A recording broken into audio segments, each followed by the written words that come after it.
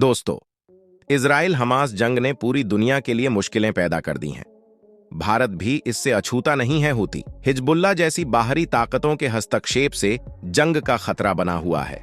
Yemen से होती लगभग हर रोज लाल सागर में मिसाइल अटैक करता है। इससे न तो इजराइल का कोई नुकसान होता है और न ही अमेरिका का नुकसान होता है। तो भारत जैसे देशों का फीसदी व्यापार समुद्री मार्ग से होता है। लाल सागर में होती विद्रोहियों के कारण टेंशन बढ़ चुकी है। अमेरिका की माने तो अप्रैल के तीसरे हफ्ते से लेकर अब तक हुतियों ने लगभग 2 दर्जन व्यापारिक जहाजों पर हमला किया। जहाजों को नुकसान पहुंचाने के लिए बैलिस्टिक मिसाइल्स भी इस्तेमाल हो रही हैं। इस अटैक का सीधा मकसद उन सभी देशों को नुकसान पहुंचाना है जो किसी न किसी तरह इजराइल को सपोर्ट करते हैं या उससे दोस्ताना ताल्लुक रखते हैं। इस समुद्री उठापटक का सीधा असर भारत पर भी हो रहा है, लेकिन अपनी सुरक्षा और समुद्र में शांति के लिए भारत ने भी अरब सागर में युद्धपोत उतार दिए हैं। क्या भारत कर रहा है यमन के खिलाफ युद्ध की तैयारी? क्या यमन के होती विद्रोहियों से दो हाथ करने के लिए तैयार हो रहा है भारत? क्या भारत को इजराइल हमास जंग में खींचने के लिए मजबूर कर रही है? क्या दुनिया धकेल रही है भारत को इस जंग में?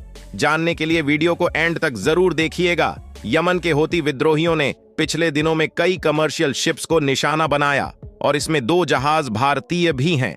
मंगलवार की सुबह एमपी कैंप प्लूटो पर भारत के तट से महज 200 समुद्री मील की दूरी पर 200 नॉटिकल ड्रोन से हमला किया गया। इस जहाज पर चालक दल के 20 भारतीय सवार थे। हालांकि इस हमले में किसी की मृत्यु नहीं हुई। जहाज अपनी मंजिल की ओर चला गया। इसके बाद भारत से जुड़ा एक और जहाज एमपी साईं बाबा दक्षिणी लाल सागर में हमले का शिकार हो गया। इस जहाज में लगभग 25 भारतीय सदस्य मौजूद थे। गनीमत यह रही कि इसे भी कोई खास नुकसान नहीं पहुंचा। इससे पहले भी भारत की तरफ आ रहे जहाज को हाईजैक कर लिया गया था और भारत के जहाजों पर हो रहे इन हमलों ने भारत को यमन के खिलाफ एक्शन लेने पर मजबूर कर दिया और अब भारत ने अपनी वॉरशिप्स को जहाजों की सुरक्षा के लिए तैनात किया है। वॉरशिप्स लाल सागर से लेकर अरब सागर तक भारतीय जहाजों को सुरक्षा प्रदान करेगा। हमले के 2 दिन बाद ही भारत ने समुद्र में अपनी ताकत भी दिखा दी है, क्योंकि 2 दिन पहले भी गुजरात पोरबंदर जहाज को निशाना बनाया गया था। असल में जहाज इजरायली व्यापारियों से संबंधित था। अमेरिका ने दावा किया कि यह ड्रोन ईरान की तरफ से आया था। हालांकि ईरान ने अमेरिका के इस दावे को बेबुनियाद बताया, लेकिन खतरे को देखते हुए भारत ने अपनी तरफ से पूरी तैयारी कर ली है। अपनी नेवी को भी अलर्ट मोड पर रहने के लिए बोल दिया। 14 मई को जिस जहां पर हमला हुआ था उसका नाम एमपी कैंप प्लूटो है। इस हमले से जहाज को थोड़ा बहुत नुकसान हुआ है, लेकिन किसी के हताहत होने की खबर नहीं आई। जैसे ही जहाज तट पर पहुंचा, Indian navy explosive ordnance team ने जहाज का मुआयना किया और यह पता लगाने की कोशिश करी कि जहाज पर किस तरह और किस हथियार से हमला किया गया था। और जांच में यह पता चला कि जहाज पर किसी ड्रोन से हमला किया गया था। लेकिन इस हमले ने भारत को सचेत कर दिया और भारत ने समुद्र में अपनी तैयारी शुरू कर दी। आपको बता दें कि हिंद महासागर क्षेत्र में भारत का रणनीतिक महत्व बहुत बड़ा है, क्योंकि हॉर्मुज स्ट्रेट और मल्लाका स्ट्रेट सहित महत्वपूर्ण समुद्री मार्गों और चेक पॉइंट्स की सुरक्षा और स्थिरता सुनिश्चित करने की जिम्मेदारी भारत की है। महत्वपूर्ण व्यापार मार्गों के रूप में अपनी प्रमुखता की वजह से समुद्री मार्ग वैश्विक व्यापार और समुद्र से होने वाले तेल व्यापार के लिए चौक पॉइंट्स अहम है। हिंद महासागर वैश्विक व्यापार की रीढ़ की हड्डी मानी जाती है। हिंद महासागर में खास तौर पर भारतीय नौसेना की मौजूदगी है। दुनिया का 40% फीसदी तेल और गैस हरमुज स्ट्रेट के रास्ते होता है। यह बाबल मंडप में पड़ता है, जहां कभी समुद्री डाकुओं का वर्चस्व हुआ करता था। हिंद महासागर में ऐसे 9 चौक पॉइंट्स हैं और इनकी सुरक्षा भारत के हाथों में है। मसलन दक्षिण अफ्रीका और ऑस्ट्रेलिया भी इस तरह की समुद्री सुरक्षा के लिए भारत पर ही निर्भर है। चलिए अब देखते हैं कि भारत ने इन हमलों को रोकने के लिए क्या कदम उठाए हैं। सबसे पहले भारत ने अपना युद्धपोत आईएनएस कोलकाता लाल सागर में तैनात कर दिया है। हर तरह की सिचुएशन का सामना करने के लिए हर पल तैयार है। इसके अलावा INS कोची उत्तरी अरब सागर में तैनात कर दिया गया, जो कि जहाज को सुरक्षा प्रदान करेगा। इसके अलावा INS विशाखापट्टनम, IS चेन्नई को भी तैनात किया गया ताकि यह सुनिश्चित किया जा सके कि समुद्री मार्ग सुचारू रूप से चल रहा है। यह सभी युद्धपोत ब्रह्मोस एंटी टैंक वरफेन से लैस है। इतना ही नहीं, सी गार्डियन ड्रोन एयरक्राफ्ट आसमान से लगातार निगरानी कर रहे हैं। भारतीय सेना ने यह तैनाती उस समय की है जब ईरान और अमेरिका के बीच तनाव का पारा हाई है।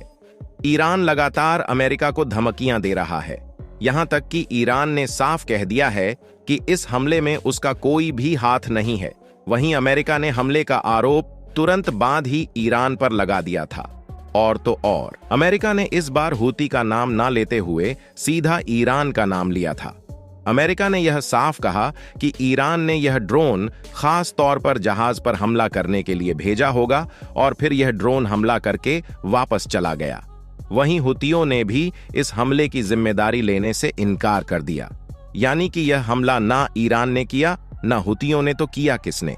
इन हमलों के बारे में भारत के रक्षा मंत्री राजनाथ सिंह ने कहा कि हाल ही में अरब सागर कैंप प्लूटो पर हमला और कुछ दिन पहले लाल सागर में साईं बाबा पर हुए हमले को भारत सरकार ने बहुत गंभीरता से लिया है। भारतीय नौसेना ने समुद्र की निगरानी बढ़ा दी है। उन्होंने चेतावनी भरी लहजे में कहा कि जिसने भी समुद्री पोत को निशाना बनाया है उसे बख्शा नहीं जाएगा। हमला करने वाले दोषियों को पाताल से भी ढूंढ निकालेंगे। दोषियों के खिलाफ सख्त कार्रवाई करी जाए, यानी कि भारत में इन हमलों को बहुत गंभीरता से लिया जा रहा है, क्योंकि इन हमलों से भारत का व्यापार भी प्रभावित हो रहा है। इसका सीधा असर भारत की इकोनॉमी पर पड़ सकता है और देश में महंगाई भी बढ़ सकती है। इसलिए भारत इस मामले में कोई भी रिस्क नहीं लेना चाहता। रिपोर्ट के मुताबिक ब्रिटेन सरकार के सूत्र का हवाला दिया गया है। सूत्र ने कहा कि ब्रिटेन, अमेरिका और संभवतः एक अन्य यूरोपीय देश जल्द ही समुद्र या यमन में हूतियों के खिलाफ एक साथ हवाई हमले शुरू करेंगे। हालांकि अमेरिका ने पहले ही लाल सागर में अपने युद्धपोत तैनात कर रखे हैं, इसके बावजूद वहां लगातार जहाजों को टारगेट किया जा रहा है। अमेरिका कुछ भी नहीं उखाड़ पा रहा हूती विद्रोहियों ने लगातार लाल सागर से निकलने वाले हर जहाज को टारगेट कर रहे हैं, जिससे समुद्री व्यापार को अच्छा खासा नुकसान भी हो रहा है। इस वजह से पूरी दुनिया में हाहाकार मचा हुआ है। कई शिपिंग कंपनियों ने इस रास्ते से निकलने के लिए मना कर दिया। वहीं कहीं जहाज इस रूट के बजाय लंबे रूट से अपनी मंजिल की तरफ जा रहे हैं। इस वजह से पूरी दुनिया में महंगाई बढ़ने की आशंका बढ़ गई है। हूती विद्रोहियों ईरानी मिसाइलों के बल पर लाल सागर में डर का माहौल पैदा किए हुए हैं। इससे तेल के व्यापार पर बुरा असर पड़ा है। इस इलाके से दुनिया का 90% तेल जाता है। इस पूरे संकट में सोनालिया के लुटेरे इस संकट को और बढ़ा देते हैं, क्योंकि अगर जहाज यहां से ना गुजरकर लंबा रूट ले तो उन्हें सोनालिया से होकर गुजरना पड़ेगा। ऐसे में जहाजों पर यह खतरा बना रहता है, या तो उन्हें लूट लिया जाएगा या फिर उन्हें हाईजैक कर लिया जाएगा। इस वजह से कई शिपिंग कंपनियां सिचुएशन नॉर्मल होने तक कारोबार को बंद रखने में ही अपनी भलाई समझ रही हैं। लेकिन इन सब का असर पूरी दुनिया पर पड़ने वाला है और हूती ने साफ कह दिया है कि जब तक इजराइल गाजा पर हमले बंद नहीं करेगा, तब तक वह भी लाल सागर से जहाजों को गुजरने नहीं देगा।